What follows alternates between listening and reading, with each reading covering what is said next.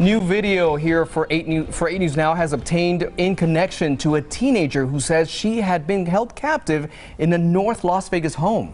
Our 8 News Now investigators first reported that the teen claimed she was trapped in the home in unlivable conditions and how Child Protective Services may have had the chance to rescue the girl sooner. Thank you so much for joining us at 4. I'm Kirsten Joyce. And I'm Christian Gonzales. Well, we spoke to a neighbor who witnessed this moment, and after asking questions, we now have a response from the county. This woman, who wants to only be identified as Maria, claims something strange has been happening at her neighbor's home on Spirit Sun Court near North 5th Street and Craig for more than 6 years.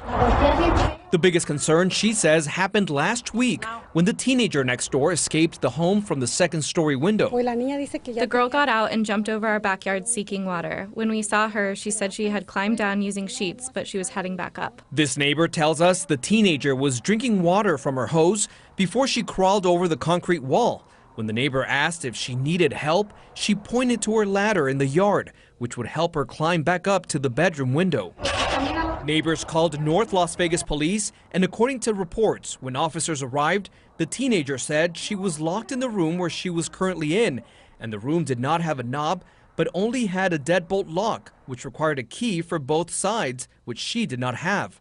The girl told police she had escaped to get some water from her neighbor's spigot. She said she only received food when her mother returns home from work. Police say 3 adults are being accused of locking the teen in a bedroom for more than a year with little food and just a bucket to relieve herself. Addy Gonzales, who police identified as the teenager's mother, Maria Pasarin, who police identified as the teenager's grandmother, and Daniel Omescua, each face charges of child abuse and false imprisonment. Police said a 13-year-old sibling also lived in the home but was unharmed. Overall, it's very heartbreaking because I told her to call the police and she refused, saying no one would believe her. Our 8 News Now investigators discovered the Department of Child Protective Services received 8 previous reports of allegations of abuse and neglect, citing a lack of cooperation or evidence. That day, officers took the teenager from the home, and I remember her telling them she was very thirsty as she was being placed inside the patrol unit.